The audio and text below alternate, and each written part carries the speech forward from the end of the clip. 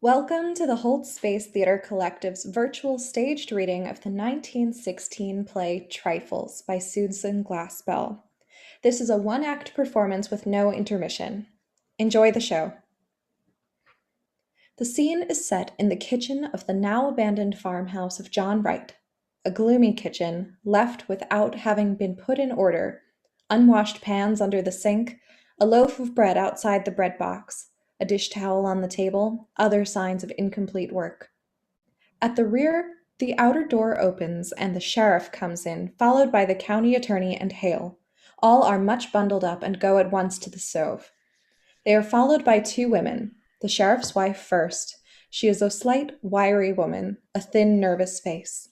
Then Mrs. Hale, who looks fearfully about as she enters. The women come in slowly and stand close together near the door. This feels good. Come up to the fire, ladies. I'm not cold. Now, Mr. Hale, before we move things about, you explain to Mr. Henderson just what you saw when you came here yesterday morning. By the way, has anything been moved? Are things just as you left them yesterday? It's just the same. When it dropped below zero last night, I thought I'd better send Frank out this morning to make a fire for us. No use getting pneumonia with a big case on. But I told him not to touch anything except the stove and, you know, Frank. Somebody should have been left here yesterday. Oh, yesterday. Well, when I had to send Frank to Morris Center to deal with that man who went crazy, I want you to know I had my hands full yesterday. I knew you could get back to Omaha by today as long as I went over everything here myself, and... Well, Mr. Hale, tell just now what happened when you came here yesterday morning. Oh, right. Harry and I started to town with a load of potatoes. We came along the road from my place, and as I got here, I said, I'm going to see if I can't get John Wright to go in with me on a party telephone.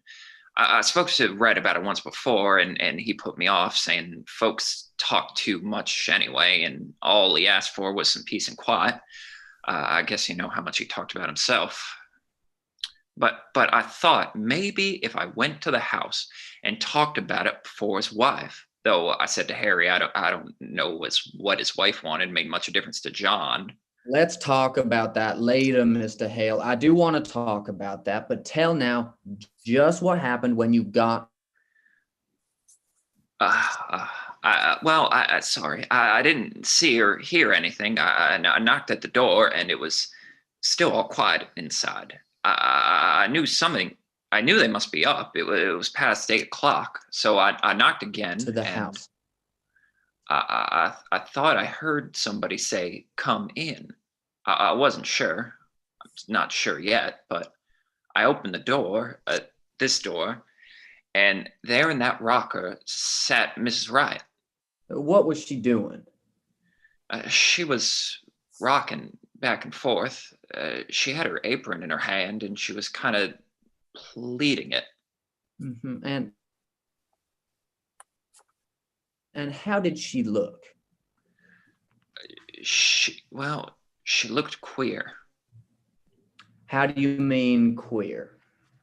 As if she didn't know what she was gonna do next, and kind of done up. Mm-hmm. How did she seem to feel about your coming? Well, I don't think she minded one way or the other. She didn't pay much attention. So I said, "How do you do, Mrs. Wright? It's cold, ain't it?" And she said, "Is it?" And went on kind of pleating her apron. Well, I was surprised she didn't ask me to come up to the stove or to sit down, but she just sat there and not even looking at me. So I said, "I want to see John." And then she laughed. I guess you could call it a laugh. I thought of Harry and the team outside, so I said a little sharp, "Can't I see John?" "No," she says, kind of dull-like. "Well, ain't he home?" says I. "Yes," she says, he's home." "Then why can't I see him?" I asked her out of patience. Cause he's dead," says she. "Dead?" says I. She just nodded her head, not getting a bit excited, but rocking back and forth. Where is he?" says I, not knowing what to say. She pointed upstairs. Like that, I got up with the idea of going up there. I walked from here to there. Then I says, what did he die of? He died of a rope around his neck, she says, and just went on pleating her apron. Well, I went out and I called Harry. I thought I might need help. We went upstairs and there he was lying. I think I'd rather have you go into that upstairs where you can point it all out. Just go on now with the rest of the story. Right. Well, my first thought was to get the rope off. It looked, but Harry, he went up to him and said, no, he's dead all right. We better not touch anything. So we went back downstairs. She was still sitting that same way. Has anyone been notified? I asked. No, she says, unconcerned. Who did this, Mrs. Wright? Said Harry. He said it real businesslike, and she stopped pleating her apron. I don't know, she says. You don't know, says Harry. No, she says. Well, weren't you sleeping in the bed with him, says Harry. Yes, says she, but I was on the inside. Somebody slipped a rope round his neck and strangled him, and you didn't wake up, says Harry. I didn't wake up, she says after him. We must have looked as if we didn't see how that could be. For after a minute, she said, I sleep sound. Harry was going to ask more questions, but I said we ought to let her tell her story first to the coroner or the sheriff. So Harry went as fast as he could to River's place where there was a telephone. And what did Mrs. Wright do when she knew that you had gone for the coroner? She moved from that chair to this one over here and just sat there with her hands held together looking down. I got a feeling I ought to make some conversation, so I said I'd come to see if John wanted to put in a telephone. And at that, she started to laugh, and then she stopped and she looked at me. She looked scared. I don't know. Maybe I wasn't scared. I wouldn't like to say that it was. Soon Harry got back, and then Dr. Lloyd came, and you, Mr. Peters. So I guess that's all I know that you don't. I guess we'll go upstairs first and then out to the barn and around there. You're convinced that there was nothing important here, nothing that would point to any motive. Nothing here but kitchen things. The county attorney, after looking around the kitchen, opens the door of a cupboard closet. He gets up on a chair and looks on a shelf, pulls his hand away, sticky. Here's a nice mess. Oh, her fruit. It did freeze. She was worried about that when it turned so cold. She said the fire would go out and her jars would break. Well, you can beat the women. Hell for murder and worrying about her preserves. I guess before we're through, she may have something more serious than preserves to worry about. Well, women are used to worrying over trifles. And yet, for all their worries, what would we do with that, ladies? The women do not unbend. He goes to the sink, takes a dipper full of water from the pail, and pouring it into the basin, washes his hands. He starts to wipe them on the roller towel and turns it for a cleaner place. Dirty towels. Not much of a housekeeper, would you say, ladies? There's a great deal of work to be done on a farm. To be sure, and yet I know there are some Dixon County farmhouses which do not have such roller towels. Those towels get dirty awful quick. Men's hands aren't always as clean as they might be. Ah, loyal to your sex. I see, but you and Mrs. Wright were neighbors. I suppose you were friends, too. I've not seen much of her of late years. I've not been in this house. It's more than a year. And why was that? You didn't like her? I liked her all well enough. Farmers' wives have their hands full, Mr. Henderson. And then... Yes. It never seemed a very cheerful place. No, it's not cheerful. I shouldn't say she had the homemaking instinct. Well, I don't know as Wright had either. You mean that they didn't get on very well? No, I don't mean anything, but I don't think a place would be any cheerfuler for John Wright's being in it.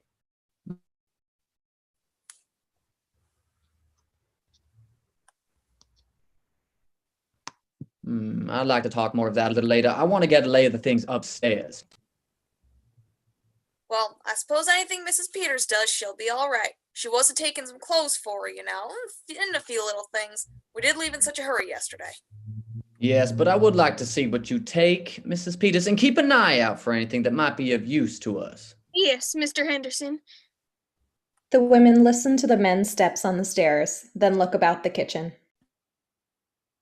I'd hate to have men coming into my kitchen, snooping around and criticizing. She rearranges the pans under the sink which the county attorney shoved out of place. Of course, it's no more than their duty.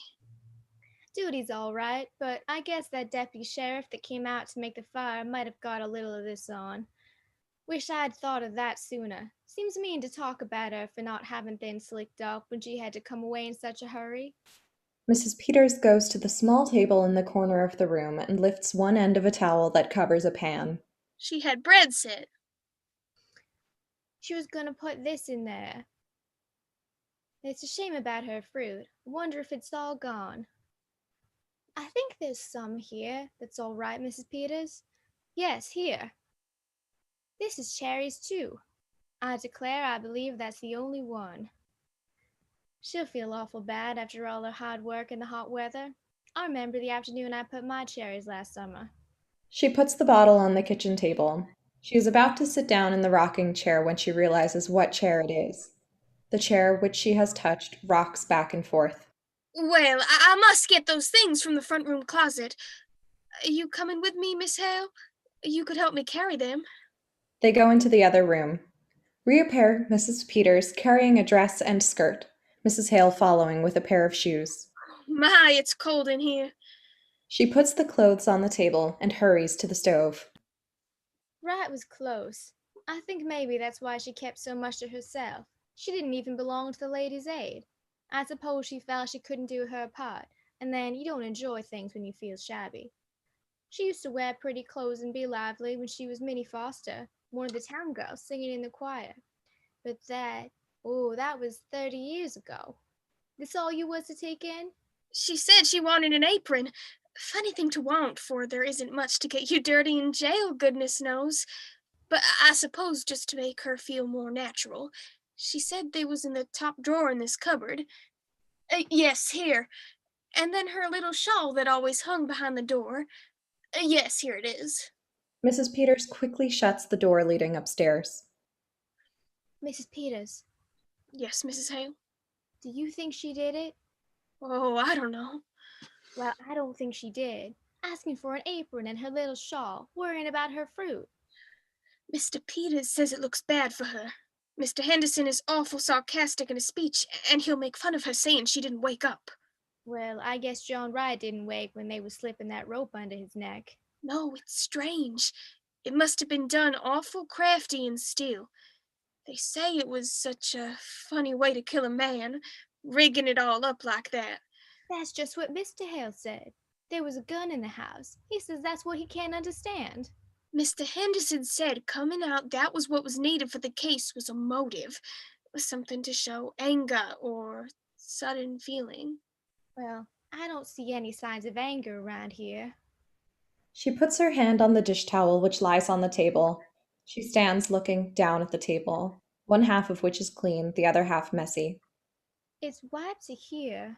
She makes a move as if to finish work, then turns and looks at the loaf of bread outside the bread box. She drops the towel. Wonder how they're finding things upstairs. I hope she had it a little more read up there. You know, it seems kind of sneaking, locking her up in town and then coming out here trying to get her own house to turn against her. But Mrs. Hale, the law is the law. I suppose 'tis. Better loosen up your things, Mrs. Peters. You won't feel them when you go out. She was piecing a quilt. They look at the unfinished quilt.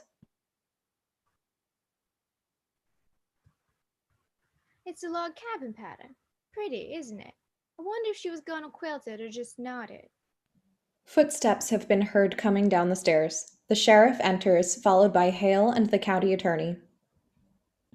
They wonder if she was gonna quilt it or just knot it. Frank's fire didn't do much up there, did it? Well, let's go out to the barn and get that cleared up. The men go outside. I don't know if there's anything so strange, our taking up our time with little things while we're waiting for them to get the evidence. She sits down at the table, smoothing out a block with decision. I don't see as it's anything to laugh about. Of course, they've got awful important things on their minds. Mrs. Peters pulls up a chair and joins Mrs. Hale at the table. Mrs. Peters, look at this one. Here, this is the one she was working on, and look at the sewing. All the rest has been so nice and even, and look at this, it's all over the place. Why, it looks as if she didn't know what she was about. They look at each other, then glance at the floor. After an instant, Mrs. Hale pulls out a knot and rips the sewing. Oh, what are you doing, Mrs. Hale? Just pulling out a stitch or two that's not so very good. Threading a needle. Bad sewing always made me fidgety. I don't think we ought to touch things. I'll just finish up this end. Mrs. Peters, Yes, Mrs. Hale? what do you suppose she was so nervous about? Oh, I don't know. I don't know if she was nervous. I sometimes sew awful queer when I'm just tired. Mrs. Hale starts to say something, but changes her mind and keeps sewing. Well, I must get these things wrapped up. They may be through sooner than we think. I wonder where I can find a piece of paper and string. In the cupboard, maybe. Looking in the cupboard. Why, here's a bird cage. Did she have a bird, Mrs. Hale? Why, I don't know whether she did or not. I've not been here for so long. There was a man around last year selling canaries cheap, but I don't know where she took one. Maybe she did. She used to sing real pretty herself. Seems funny to think of a bird here, but she must have had one, or why would she have a cage? I wonder what happened to it. I suppose maybe the cat got it? No, she didn't have a cat. She got that feeling some people have about cats, being afraid of them. My cat got in her room and she was real upset and asked me to take it out. My sister Bessie was like that. Queer, ain't it? Why, look at this door. It's broke. One hinge is pulled apart. Looks as if someone must have been rough with it. Why, yes. She brings the cage forward and puts it on the table. I wish if they're going to find any evidence they'd be about it. I don't like this place. But I'm awful glad you came with me, Mrs. Hale. It would be lonesome for me sitting here alone. It would, wouldn't it? But I tell you what I do wish, Mrs. Peters. I wish I had come over sometime when she was here. I wish I had. But of course you were awful busy, Mrs. Hale. Your house and your children. I could have come. I stayed away because it weren't cheerful, and that's why I ought to have come. I've never liked this place. Maybe because it's down in a hollow and you don't see the road. I don't know what it is, but it's a lonesome place and always was. I wish I had come over to see Minnie Foster sometimes. I can see now. Well, you mustn't reproach yourself, Mrs. Hale. Somehow we just don't see how it is with other folks until something comes up. Not having children makes less work, but it makes a quiet house. And ride out to work all day, and no company when he did come in. Did you know John Wright, Mrs. Peters? Not to know him. I've seen him in town. They say he was a good man. Yes, good. He didn't drink, and he kept his word as well as most, I guess, and paid his debts. He was a hard man, Mrs. Peters, just to pass the time of day with him, like a raw wind that gets to the bone. I should think she would have wanted a bird. But what do you suppose went with it? I don't know, unless it got sick and died. She reaches over and swings the broken door. They stare at it. You weren't raised around here, were you?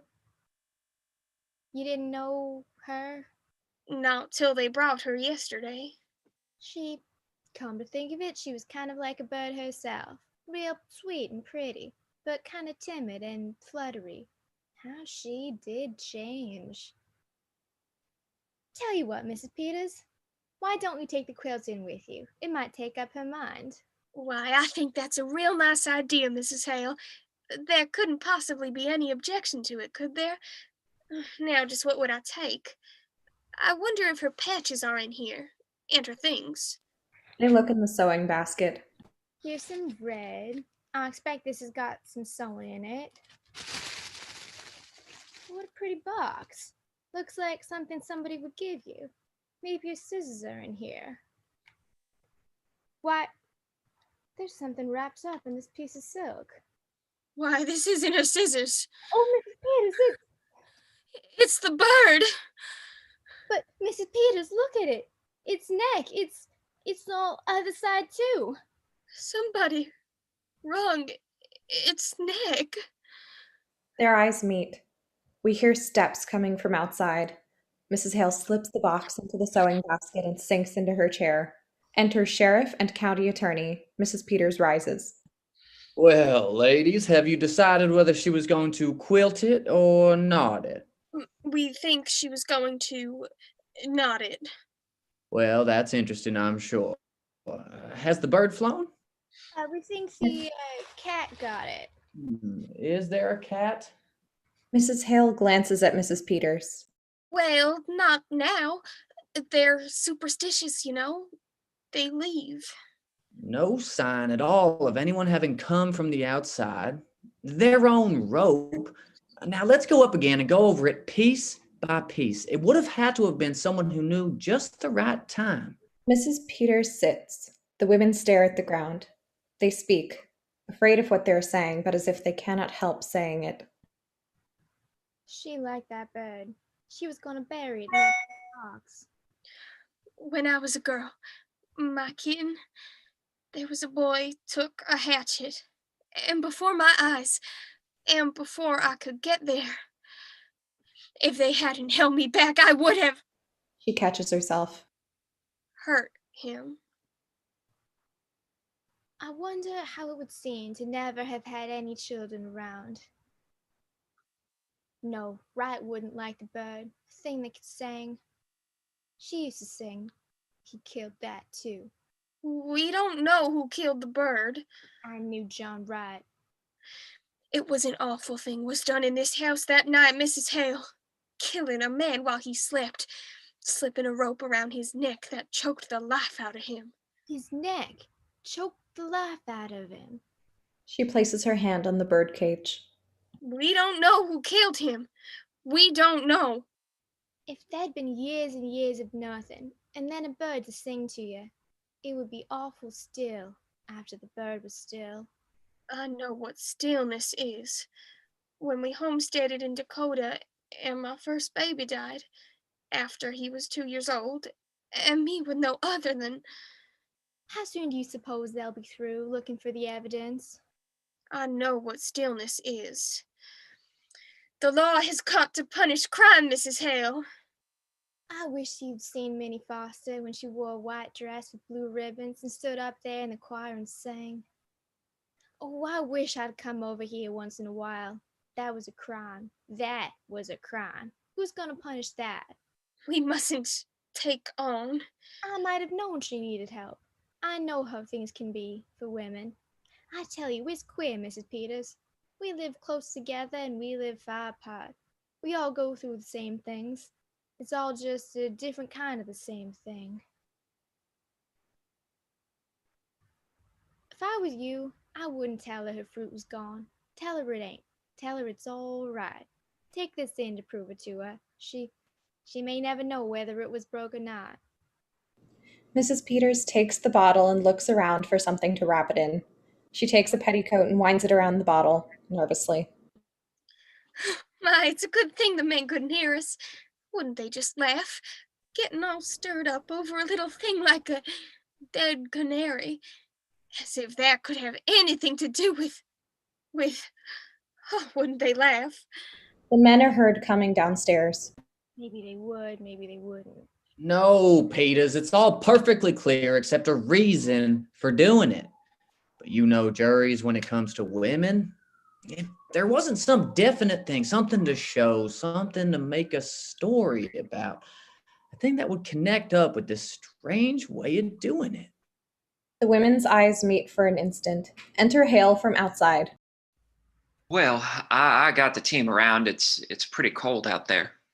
I'm going to stay here a while by myself. You can send Frank out for me, can't you? I want to go over everything. I'm not satisfied that we can't do better. You want to see what Mrs. Peters is going to take in? The county attorney goes to the table, picks up the apron, laughing. Oh, I guess they're not very dangerous things the ladies have picked out. He moves a few things about, almost uncovering the box, then steps back. No, Mrs. Peters doesn't need supervising. For that matter, a sheriff's wife is married to the law. Ever think of it that way, Mrs. Peters? Not just that way. Married to the law. Well, I just want you to come here a minute, George. We ought to take a look at these windows. Oh, windows. We'll be right out, Mr. Hale. Hale exits, and the sheriff follows the county attorney into the other room. Mrs. Hale rises, hands tight together, looking intensely at Mrs. Peters. Mrs. Peters throws back the quilt and tries to put the box in her bag, but it is too big. She opens the box, goes to take out the bird, but cannot bring herself to touch it. We hear the sound of a knob turning in the other room. Mrs. Hale snatches the box and tucks it into the pocket of her shawl. Enter county attorney and sheriff. Well, Henry, at least we found out she was not going to quilt it. She was going to, what is it you call it, ladies? We call it Not It, Mr. Henderson. Curtain. This concludes the Hold Space Theater Collective's reading of Trifles by Susan Glaspell. We hope you enjoyed the performance. Remember to like us on Facebook to stay up to date on all upcoming auditions and productions.